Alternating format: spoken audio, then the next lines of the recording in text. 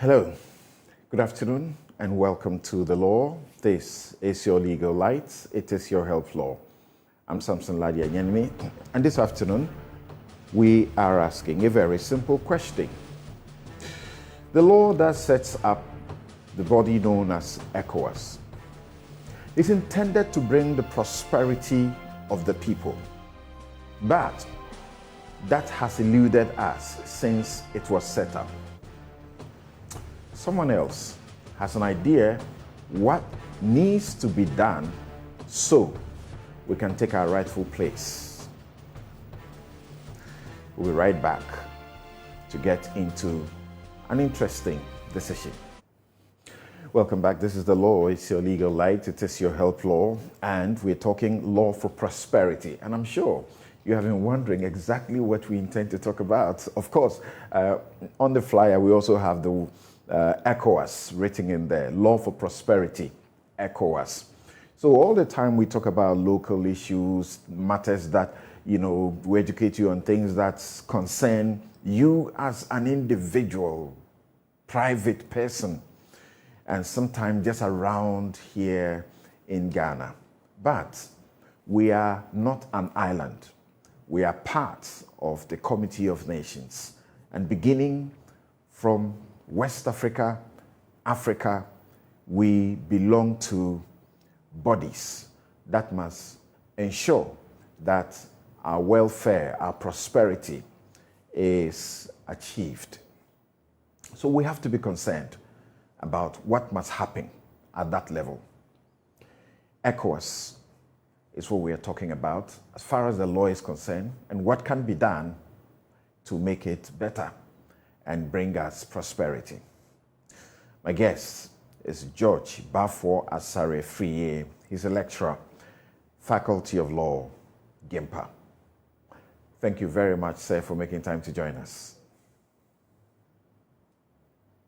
Please unmute your mic.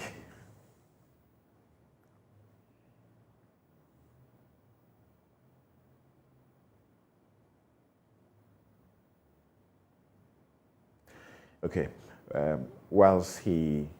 Hello, can you hear me? Great, I can hear you now. I hear you now. Hello? I hear you now, very clearly. Hello? Yes, George, I hear you very clearly now. All right, Hello? so... Yes, George, I can hear you clearly. It does appear that you cannot hear me now, but let's rectify that. And once we are done with that, we'll get into our Law 101. Like we did last week, this week we are taking one popular issue again in the legal fraternity or about law, about our constitution, about our elections, about our presidents, and give you some closure, so to speak, on that issue. That will be Law 101. Hello, George. Yes. Great, I can hear you. Good afternoon. Thank you very much for joining us. Good afternoon. Great, great to have you. Right, so as we always do, let's go first to the Law 101. And on the Law 101 today, we are looking at the Constitution of Ghana 1992, Article 60, Clauses 6 and 7. It reads, the Vice President, that's the heading, the Vice President and succession to the presidency. Clause 6 of Article 60. Whenever the president dies, resigns, or is removed from office, the vice president shall assume office as president for the unexpired term of office of the president with effect from the date of the death, resignation, or removal of the president. Clause 7. Where the unexpired term served by the vice president under Clause 6 of this article exceeds half the term of a president, the vice president is subsequently only eligible to serve one full term as president. So, George, help us with the education on the back of what the Supreme Court did in the course of the week, that a member of the society, Ken Kranchi, went to the Supreme Court asking that President Mahama, if you look at the Constitution, the terms of the Constitution, it does appear that he cannot be contesting elections because of having served part of the term of President Mills and having also been elected and served one term. Help us with some education. The Supreme Court, of course, threw him out. All right. Thank you very much, Samson. With the constitutional provision that you indicated on the screen, per Article 60, Clause 6 and Clause 7, Article 60, Clause 6 should be read in tandem with Clause 7. For example, or before I even give an example, let me just go straight to the interpretation. To me, it's not ambiguous. It's very clear that where a president dies, because the Constitution, in the wisdom of the framers, contemplated that there is a possibility that one day a sitting president may die, a sitting president may resign, or for any reason that president can be removed from office. So the vice president, as we know, is basically the deputy to the president. So in the absence of the president, it is the role of the vice president or the vice president who assumes the position of the president. The Constitution, based on the wisdom of the framers, indicated that where the president dies, the vice president assumes office and has to serve the unexpired term of the president who is no more, whether by reason of death or by the reasons that have been enunciated in the Constitution. The Article 60, Clause 7, which is very, very important for this case, talks about the fact that where the unexpired term by the vice president under the Clause 6 that has been stated does not go beyond a certain duration. Here it says half. And we know our presidents assume office for maximum 2 terms, 4 years, 4 years. Let's compare the facts to the principle or the law that has been enunciated.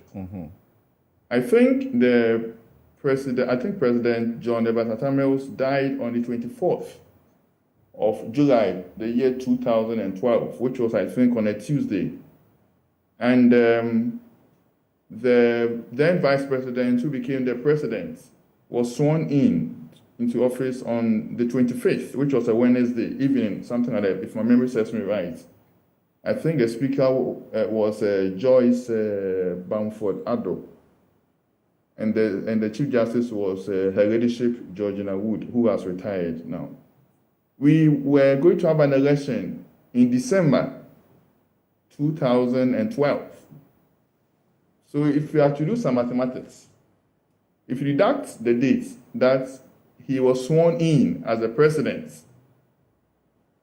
and we subtract it from when the election was to be held, it was even more or less like less than 6 months. That's correct. A few days to 6 months. So in my opinion, based on this calculation, the constitutional provision, which is very clear, since he didn't serve more than the half of the unexpired term, he was still eligible, and he's still eligible. So if he had served half of the unexpired term of President Mills, he would still have qualified? In my opinion, if it's more than half. Okay, the Constitution says more than half. Yeah, if it's more than half, I don't think, if it's more than half, I don't think he would have qualified. Okay. So in my opinion, I think I agree with the decision of the Supreme Court. But I don't want to go into the other things that they said. So actually they didn't go into the merits of this matter, as we can see, technical knockout, so to speak. Thank you very much, George, for helping us with the Law 101. So that is the education that we intend to give you here on the law to begin with. And it is Article 60, clauses 6 and 7 of the 1992 Constitution that we have just shared with you, that if the president dies or he resigns or he's removed from office, the vice president will take over. And when he takes over, he or she takes over, he will serve the unexpired term of the president from the date of death, resignation, or removal from office. And it continues in 7 to say, where the unexpired term served by the vice president under clause 6 of the article exceeds half of the term of the president, and the term is 4 years, as you know, the vice president is subsequently only eligible to serve 1 full term as president. So if you do more than 2 years of a president who dies term, then you can be elected to do only 1 more term. John Mahama was elected to do 1 term, but he had done only 6 months or less. He didn't serve a period exceeding more than half of the term. Now let's get to learning about Africa and about ECOWAS and what the law can be used to do to make sure that we get the full benefits of this important body. So, George, we have all been thinking this ECOWAS has been unhelpful, maybe it's useless, we should just scrap it and, you know, individually as countries, just think about what we can do for ourselves. And you show up with this paper and you say something can be done. Help us out. What can be done? What is wrong in the first place and what ought to be done? All right. Thank you once again. Before we go to what can be done, I would crave your indulgence that I give 1 or 2 information about ECOWAS because it appears this program is very educative. Because I'm sure some of my former students, some of my friends, my mother, my brother, my siblings, and my mates at the law school, primary school, wherever, and some of my current students are watching. So it's very good for them to know some of the things. That's right. I used to teach ECOWAS law some years ago at the faculty. All right. So we know that this Economic Committee of West African States was set up in 1975. On the 24th of July 1993, there was a revised ECOWAS treaty. So basically, most of the treaties, most of the things that were there have been revised.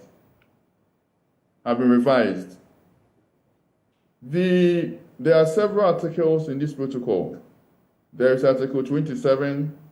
There is Article 3. There is Article 4. There is Article 52. There is Article 55. There is Article 59. I will focus on a few of them because they are very, very important for our discussion. Right. For example, Article 2E is on this economic union. Article 3 is on the aims and objectives of ECOWAS, which talks about the establishment of some joint procedure, common trade policies, removal of barriers between states or among states in ECOWAS. Article 4 is on the fundamental principles. Article 52 is on Committee of the Central Banks of ECOWAS. Article 55 is on the creation of single regional central bank and currency. I'm sure we've heard of the currency before. Article 59, which is on the immigration. For example, Article 59, Clause 3 is on the implementation of these immigration policies at the national level. But the thing is, we have all these 9 laws, but the implementation has been the issue. For example, let's talk about the WAMS, that's West African Monetary Zone, as one of, because per Article 55, they talk about the fact that creation of a single regional bank and the currency. So they've set up this WAMI, West African Monetary Institute.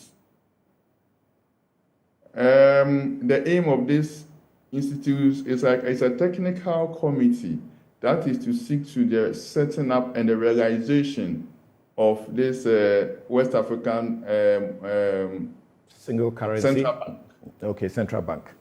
Yes. So my checks tells me that if this central bank is set up, the national central banks will be like I don't know what the right word. Maybe you can help me. Maybe we say branches. Branches. Thank you very much. Will be the branches. Let me give an example. If you go to the French-speaking countries, so even in ECOWAS, we have something like, even though it's not written somewhere, but that's my understanding. We have kind of two blocks. We have the French people and the English people. The French people, they all use the CFA. If you come to the English-speaking countries, Ghana has its own currency, Nigeria has its own currency, Sierra Leone has its own currency, Liberia, and I think I've mentioned all the English-speaking countries. Yes. But it appears Guinea doesn't speak English, but it has its own currency. But one of the fundamental principles of ECOWAS is for regional integration. How are we going to integrate if we have different currencies using? We are not going to get to anywhere if we do not come together to have one currency. My checks indicate that this West African Central Bank, they are still in the process of setting up. And even this ECO. Yes. My checks tells me that they are supposed to implement it by 2027. I'm sure we've heard of it before some time ago. I don't know what happened. They have extended the deadline so many times. Yes. So you see, inflation, especially inflation and other things, other economic indicators in the English-speaking countries, we can't compare ourselves with what pertains in the French countries. Even interest rates in the French countries, because they use one currency and they come together in one way or the other.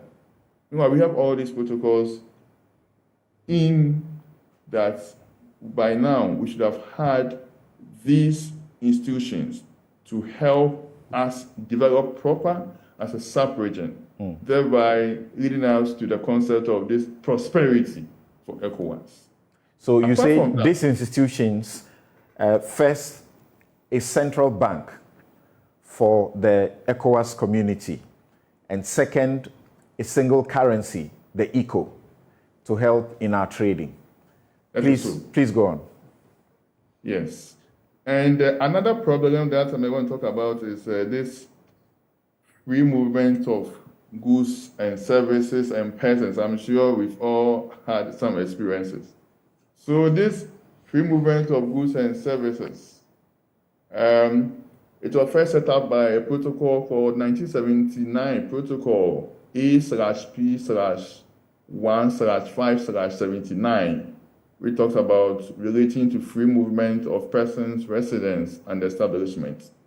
There was a further supplementary protocol by name 1985 Supplementary Protocol A/SP.1/7/85, which was on the conduct of Code of Conduct for the implementation of the protocol for the free movement of goods and persons. There was a further supplementary one called the 1986 Supplementary Protocol A/SP.1/7/86. There have been several supplementary protocols. And even these several supplementary protocols, I don't know whether we have been able to achieve it. I doubt. And I'm sure you bear with me because as I'm about to go into details, you may even speak to certain things. The implementation for this, for example, this protocol is supposed to be done in 3 phases. Phase 1, Phase 2, Phase 3. Phase 1 talks about the right of entry.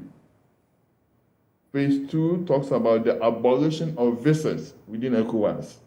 Phase 3 talks about the establishment. I'm sure most of us know the right of entry and the abolition of visa. For example, as you all know, now the ECOWAS says you don't need any visa to go for any national of ECOWAS to enter into another country within the ECOWAS. That's right. Right of entry, it is there under this protocol. But we know what happens at the borders. Those of us who have gone or who have moved from one country to the other know. Sometimes they are forced to pay something to them. The immigration officers and the customs officers.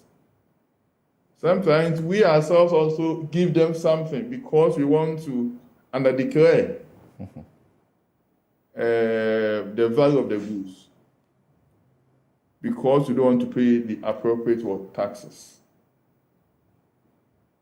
If you compare ourselves with, for example, EU, those of us, okay, I've not been there before, but I'm sure one day I'll go there. Those of us who have traveled to the EU countries, we see what pertains there. I'm sure they understand and they respect their protocols on this free movement of goods and services. So, there of course, they have achieved the single currency, the euro.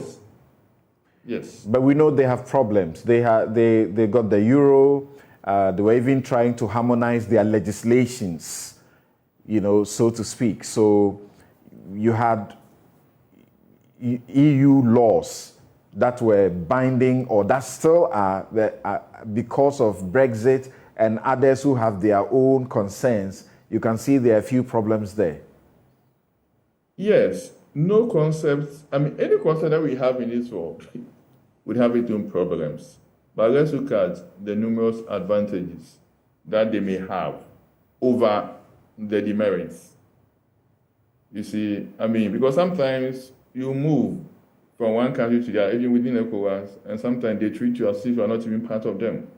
Sometimes we even treat foreigners who are not part of ECOWAS even better than some of us at the entry point. So definitely there will be problems, but I think that with their central bank and with their single currency, I think it has brought more economic stability than what we have in our parts of the world.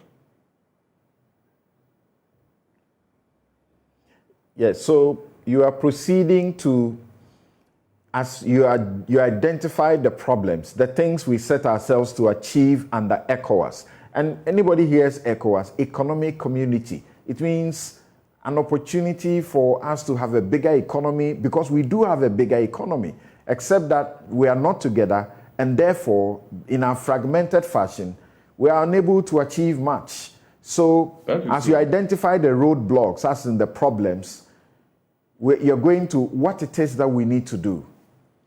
Okay, in my opinion, I think we have to adopt a concept called supranational government for ECOWAS sub-region. Somebody may ask, what is this concept or this supranational government, or what is this supranationalism? Supranationalism is a concept that refers to the transfer of some of the powers from individual countries to a larger entity, such as, for example, ECOWAS. EU has it, UN has it, other institutions have it. I checked from the ECOWAS website, and I saw a word rider, but it's not something that I believe they have officially thought about it.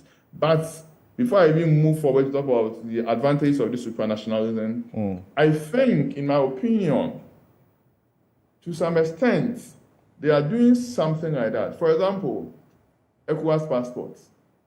I'm sure, I remember in 2016, I think it was on the 25th of July, I went to US, then somebody, in fact, where I went to, I didn't know anybody there. Somebody met me, a person asked, are you from Ghana? I was happy this person was from Ghana. No, the person comes from Ivory Coast. And I asked her, why did she know? She said, because of my passport. Because of the ECOWAS logo. ECOWAS and CEDAW, right? For the Francophone. Yes. So that's why I said I think they're doing something, but they have not, maybe they don't know the concept, in my opinion. And apart from that, this card we call Ghana card. It's not supposed to be called Ghana card. That's correct. So I think from today, we should stop saying Ghana card. It's ECOWAS card. You know, ECOWAS logo and the ECOWAS is written boldly. On top of I think it's because of maybe possibly the reintegration or the integration that they want us to achieve. So these are, in my opinion, these are the little things that maybe they have started doing to help us to achieve this supranationalism. So the question is, what are some of the advantages of this supranationalism? First of all, you say what we do need to make the ECOWAS objective successful is a supranational government. Yes. And you have explained that supranationalism simply means giving up some of your national sovereignty, is it, to another entity? Yes. In this case, ECOWAS. Yes. Okay. Now go ahead. We are going to talk about the advantages. We can see what the difficulties will be. That the president of Ghana, you are seeking to weaken his power. President of Nigeria, you're going to weaken his power and give it to somebody else or some entity at ECOWAS. I can imagine how that is the major reason we are so where we are. Please go ahead. Yes, I think so. I think, yeah, we know most people are power drunk. They don't want to give parts of it. Yes, even I'm sure when it comes to the central banks, imagine they have to even give some of their powers, it will be a problem. Then, in my opinion, if we don't want it, then we should just abolish ECOWAS. Because, we have... Sorry? Go ahead with the advantages. Okay, thank you. So one advantage is that it creates stability and peace. For example, supranational governments can help to prevent conflicts and even promote cooperation among member states, to be specific on economic and military matters. It is believed that or the major factors that have prevented conflicts in the EU zone is because of these concepts. Because they have a common foreign and defense policy, which is enforced by all central governments. Another advantage of this supranationalism, in my opinion, is about economic growth. Economic growth. Supranational organizations, they can stimulate GDP growth. They can even create more jobs. That may even lead to higher wages and pensions. But it is very unlikely when it comes to the national government, because most of these national governments are interested in their political points from their constituents, which may even cause them to overspend.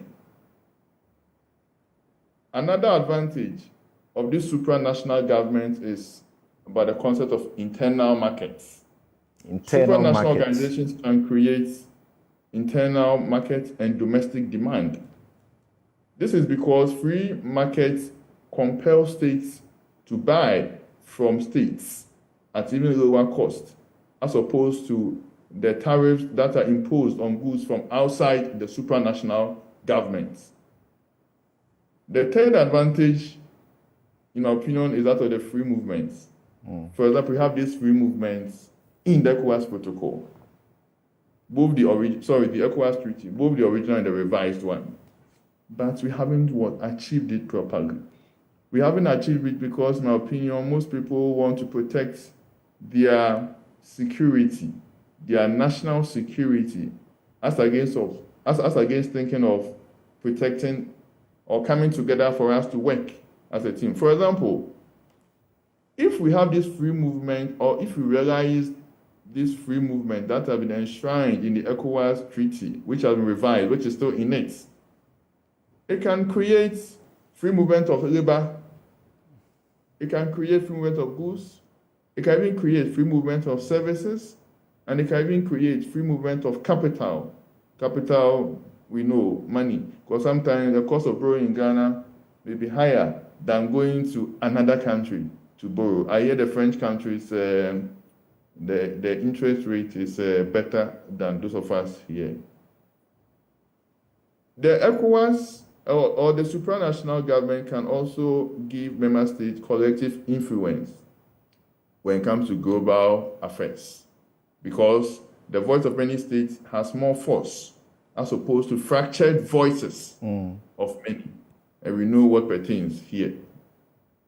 These are some of the advantages that I may talk about. I mean, time may not allow us to talk about. Right. So we can ask. So this supranational government needed in the sub-region to liberate, and make us more economically powerful and bring prosperity to us. Does it operate like federalism, like a federal country? Okay, all right, I get you. Not necessarily so, but what I'm proposing is that, if you check the ECOWAS treaty, it gives the national government the authority to implement whatever decisions or whatever they agree. But for selfish interest or for political gains or for whatever, it becomes very difficult for them to implement.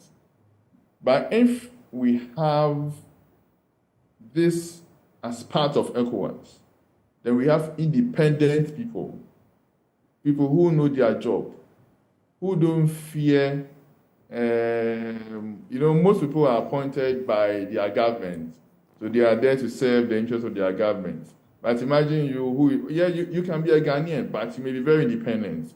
If you are appointed over there, I'm sure you make sure that you do what is expected, because sometimes you may even have liability clauses in your contract that if you do not do this and that, this will be the repercussions. So because we have different countries in West Africa, it may operate as a federalism, but we shouldn't have various head of states to head that institution. Because if head of states are to head that institution, it will not work. So what will you say is the reason we have not been able as ECOWAS to achieve this kind of supranational, government since it was set up, and the ideals continue to elude us, except the few that you mentioned, which appear not to be that difficult to do. The passport issue you mentioned. There is also the aspect about, I think, customs, that they seem to be doing something in that regard. Movement of people and goods. There seems to be still some difficulty, even though there's some progress being made. But it appears the fundamental institutions that we need to propel it is what is lacking. The central, government bank, the community bank, and then getting the single currency, so that we will not be buffeted by the dollar all the time, and our economies continue to, wallow. I think the main issue is about the enforcement. The enforcement or the implementation. We have all these things, but we don't have, most of us or most of the country don't have the political will to enforce these things. If we change our attitude and we do what is right by enforcing what these various protocols or what the mother treaty has indicated, we can achieve it. We have to give some of our rights. We have to see some of our rights. We shouldn't be too comfortable. Give us some of the things. Move out from your comfort zone. Give it to people who can do it. Give it to this supranational government. Give them a task. Give them liability provisions and other things, and they can do it. How does all this failure or the unnecessarily prolonged attainment of the ideals, how does it tie in with the AU now that we have and the object of the continental free trade after? Because it does appear now that after has become the most potent vehicle that we are seeking to use to bring realistic economic independence and prosperity to Africa? This after I have my own personal reservation. Maybe I can share for the purpose of our viewers and our listeners. It's a good concept though, but in my opinion, it's like decentralization. We started little by little. We started, for example, decentralization in local government, you start from districts. If you're able to do something, then you go to the national. If, for example, this concept of AFSA, they were to focus on the sub-regional blocks to make sure they have come together to achieve economic integration. It would have led to the successful implementation of all these things. So the AFSA, I personally think, it's like the slogans. So many nice policies, but I think it's too ambitious. We should focus. They may still have the AFTA, but they should still focus on the sub-regional groupings to make sure they come together to achieve this economic integration, so that it will help them to achieve whatever the objectives are at the AFTA. Other than that, it's very, very difficult for them to implement whatever they have. You can have all conferences on all those things, but it's very, very difficult. So the same sort of selfish, kind of posturing by our individual countries is also manifested in the sub-regional blocks. You have ECOWAS, you have COMESA, you have SADC, you have the EAEC, you have the IGAD. All of these two, you are saying if we could come together for the Africa project, it will be the best thing to do. And still, yes, it's about the supranationalism. Yes. Because, we have nice, at the sub-regional level, we still have the SADC, like you mentioned, the other sub-regional groups, they have very nice policies. But selfishness and other factors prevent them from achieving, because sometimes you don't need to be told what you have to do. Are there no practical differences, language barriers, geographically, how we are scattered around the place? Are these all not barriers that do not assist? Yes, there may be barriers, but senior, I have to call you senior because you know you're my senior at the bar, and we lawyers, we don't joke. If we go to the EU and other countries or other regional blocks, they don't speak the same language. French, Spanish, Portuguese, and others, but they have achieved it. It's about our attitudes. It's about our attitude. So the thing is that if we're able to work the ECOWAS well, the more we come together under the economic bloc, what the integration will do is that it will make goods, and services cheaper for all of us. Because we have... And available. Good. Cheaper and, for all of us. So what do you think it will take to get to what you are proposing through your paper? First of all, okay. Let me bring some example to you that it is recorded that you have, when it comes to intra-regional trade,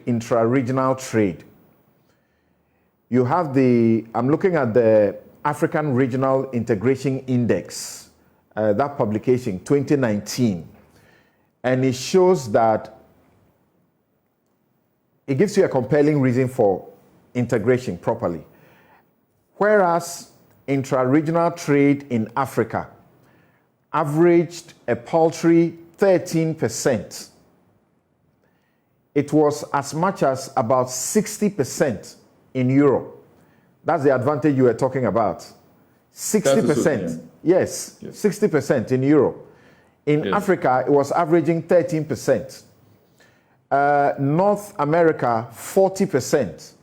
And in the ASEAN, about 30%. That's the advantage we miss by our fragmented wanting to be powerful in our small corners, right? That is so. Because as you know, the North Africans are more united. They do things together. They have common policies, and they stick to the achievement and implementation of whatever policies that they have. But we are fragmented.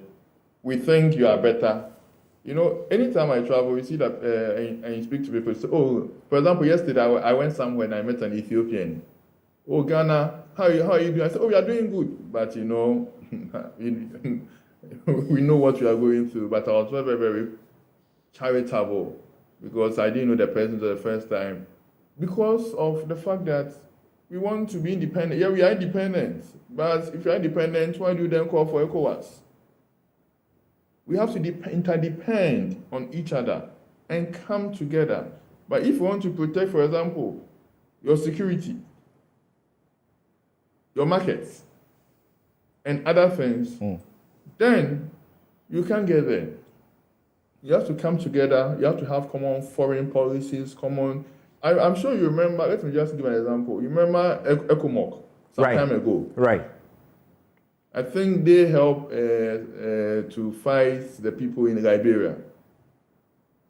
As part one of the supranational government, we shouldn't have... As they say, in unity is strength.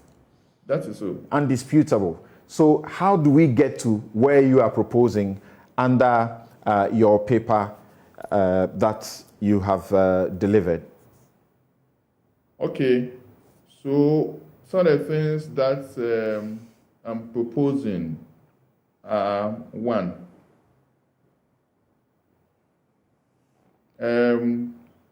we should foster a common foreign and security policy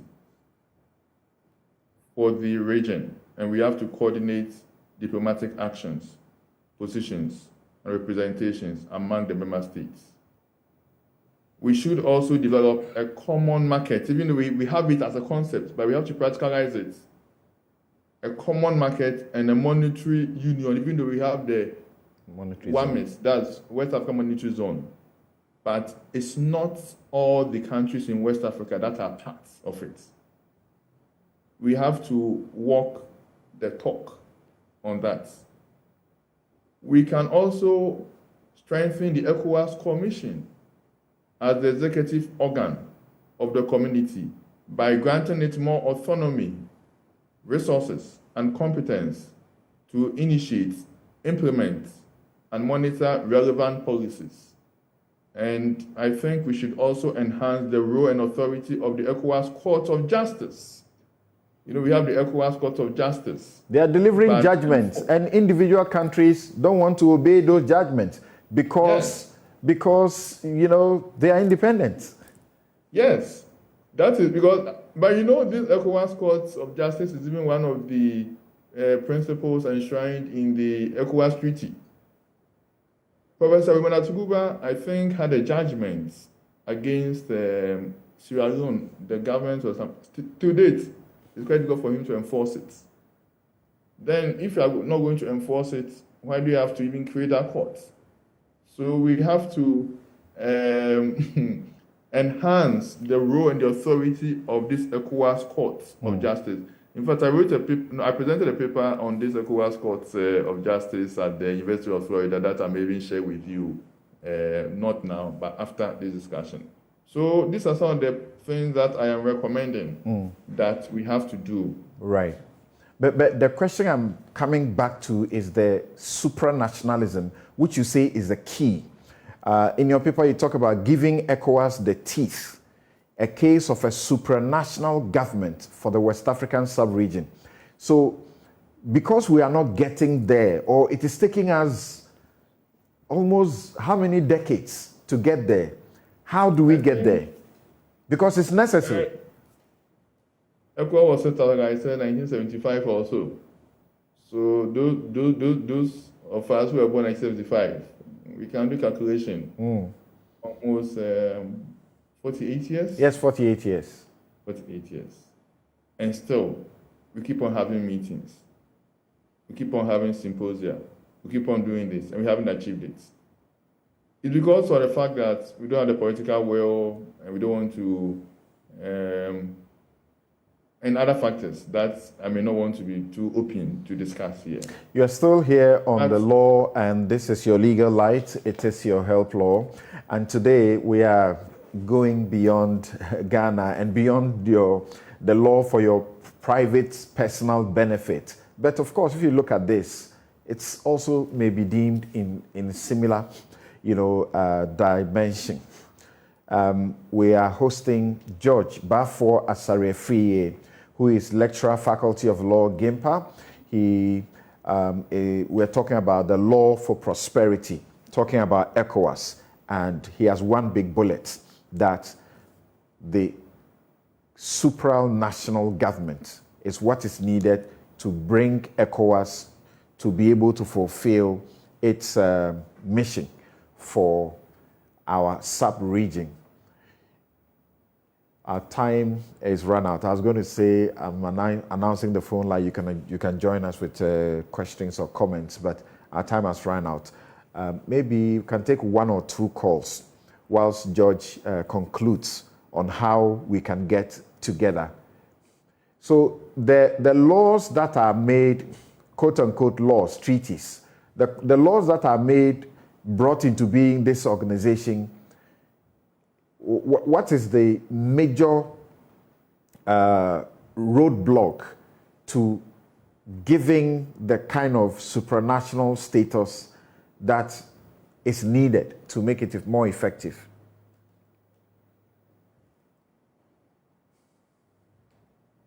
Please unmute your... Good, I can hear you. Okay. The law that created ECOWAS has given more powers to the national government when it comes to the implementation of some of the decisions that they take there, which the national government would like to protect their own countries. They will not be able to do the right thing for selfish reasons. But if we want to come together to form an economic integration, then it will be very difficult for the ECOWAS to have the teeth to bite, to make it very efficient in the promotion of the economic cooperation, the peace and security, and the political integration among the member states. So we have to give ECOWAS that power by taking away some of the powers that we have given to the various states. Okay, let's take a question or contribution from Prince. Prince, you're calling us from Koforidua. Let's hear you. Maybe now that African countries, because of COVID and Ukraine, we are in trouble. If we come together as one through a good law, what do you think? All right, thank you very much. Always during your program has been the legal light, as you always say.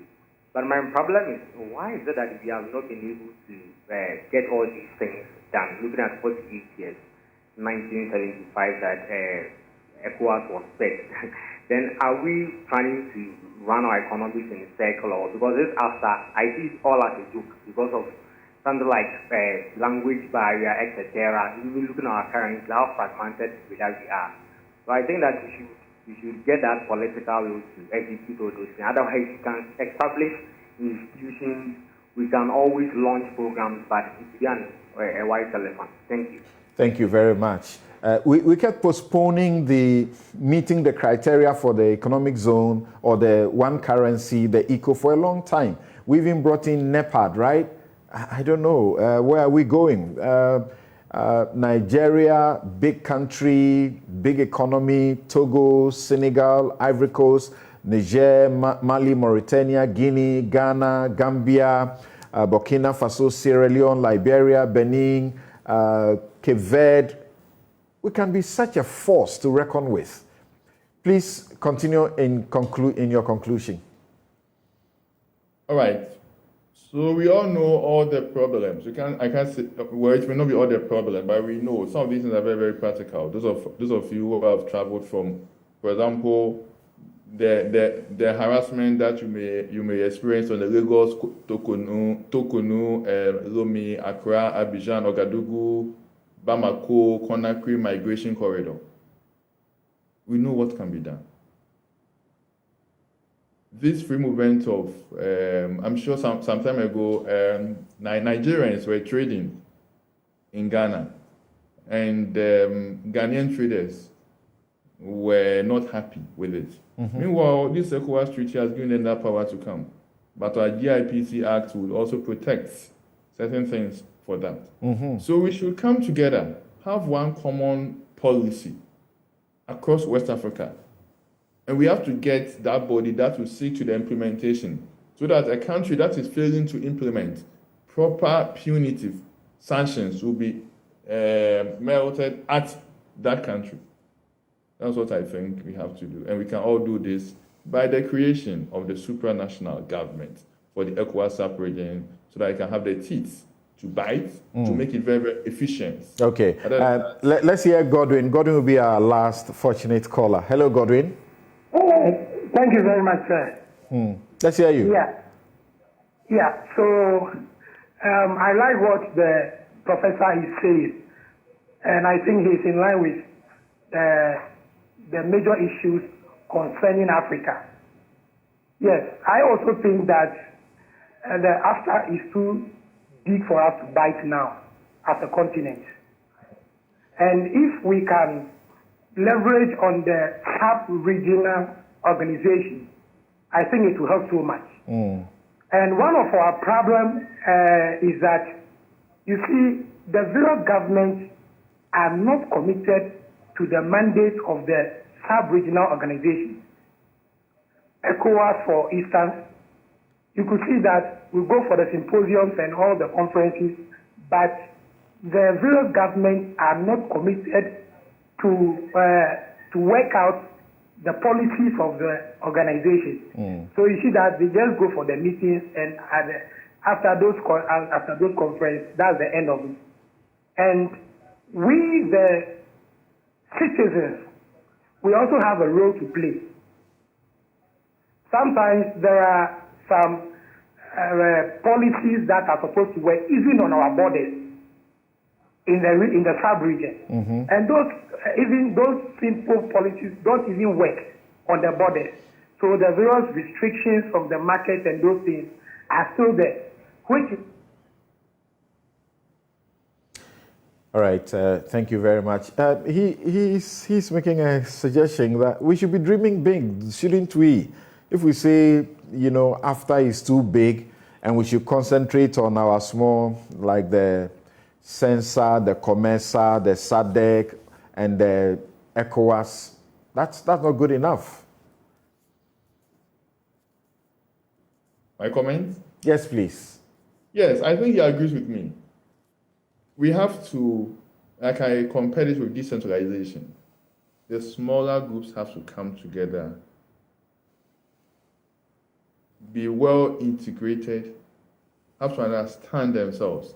For example, I think somebody was talking about this French, you were the French, and if you go to, for example, US, US is an English-speaking country, but because they are surrounded by the Hispanics, a lot of the migrants are from these Spanish communities, and they learn Spanish.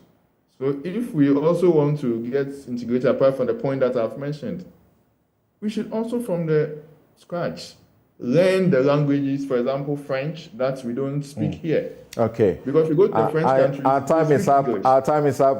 Will you choose Swahili? Will you do French? Will you do whichever? Shall we come to Ghana and say we'll do Akan or Ewe? Which one? Language issues, all of them come together. But of course, we can once we put our minds to it. Thank you very much, George Bafwa Asare-Afryie. He is a lecturer, Faculty of Law, GIMPA, and he's the one who did this paper on giving ECOWAS teeth, a case of a supranational government for the West African sub-region. Thank you very much. This has been The Law. It's your legal light. It's your health law. We'll come your way again next week with another edition.